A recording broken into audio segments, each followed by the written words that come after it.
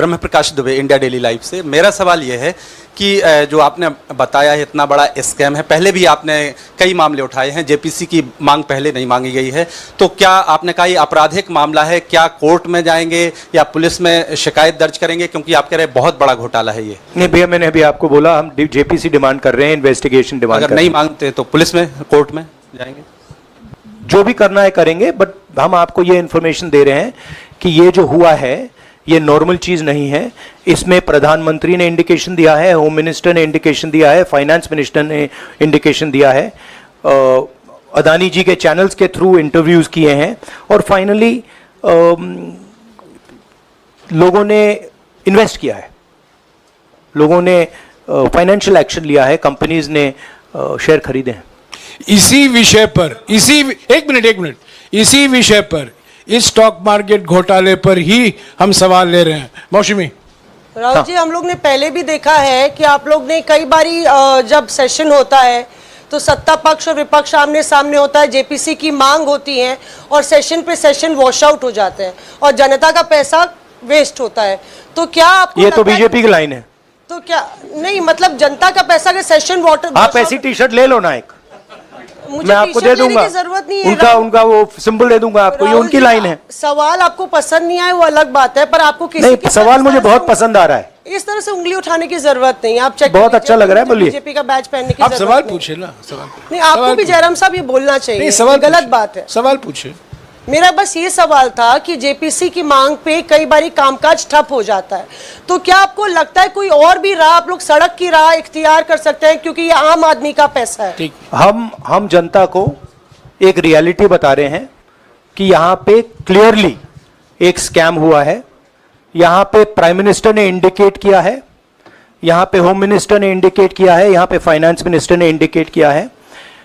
Normally BJP की ये position होती है कि जब भी हम कोई मुद्दा उठाते हैं तो हम पार्लियामेंट का टाइम वेस्ट कर रहे हैं। वही पोजीशन आपने अपनाई है, इसलिए मैंने आपसे कहा कि देखिए आप बीजेपी की पोजीशन ले रही हैं। रियलिटी, एक सेकंड, रियलिटी ये है कि हम जेपीसी करवाएंगे। अब ऑपोजिशन में बहुत ज्यादा ताकत है, बहुत ज्यादा स्ट्रेंथ है, और पूरा जो पार्लियामेंट की सिचुएशन है वो बदल गई है। हाँ जैनेंद्र। राहुल जी, जेपीसी की मांग जो आपने की है वो तो पार्लियामेंट सेशन में होगी, लेकिन ये जो आम निवेशक हैं देश भर के जिनका 30 लाख करोड़ डूबा है, उनमें कर्नाटक के, तेलंगाना के, हिमाचल के भी लोग होंगे। तीनों राज्यों में आपकी सरकार है, क्या राज्य की जो जांच एजेंसी है उसके जरिए आप जो उन राज्यों के निवेशकों का कम से कम पैसा डूबा है, ये जो आप पूरे नेक्सस की बात आप कर रहे हैं, गुमराह करने की बात कर रहे हैं, क्या वहां से कोई कार्रवाई की हम उम्मीद कर सकते हैं? सोचा जा सकता है, बट ऐसी चीज के लिए शायद जेपीसी सही औजार होगा। हाँ Ranjit, last question, Ranjit, okay, Mohit is asked, Ranjit यार आप पूछते रहे। मोहित चलो। आपको ऐसे सर मैं इज अपसेट सर मैं मोहित, आपने चमत्कार किया, पूछ लीजिए।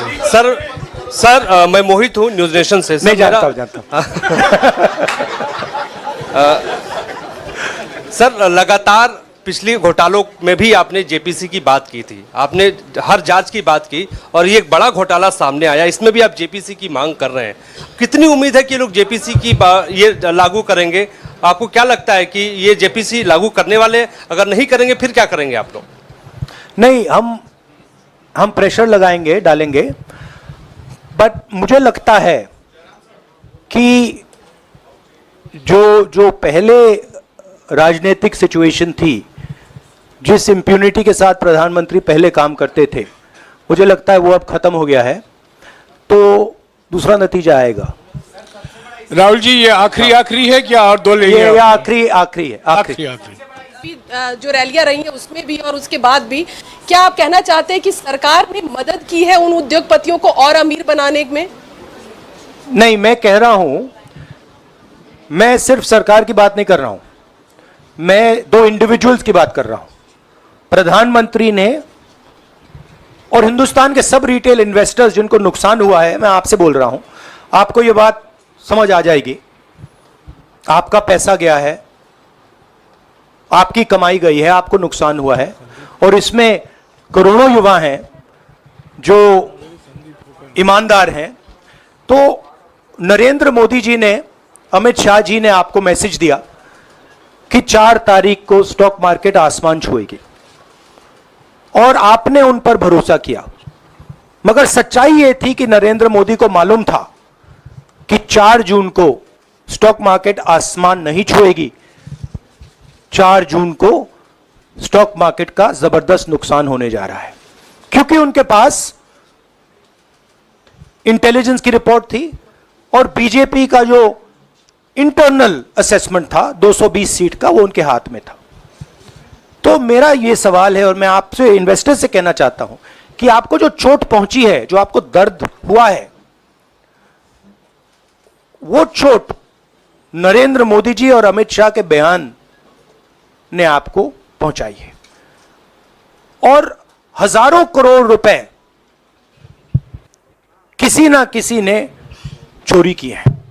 वो आपके जेब से गए हैं, रिटेल इन्वेस्टर्स के जेब से गए हैं। तो मैं चाहता हूं, आपके लिए बोल रहा हूं, मैं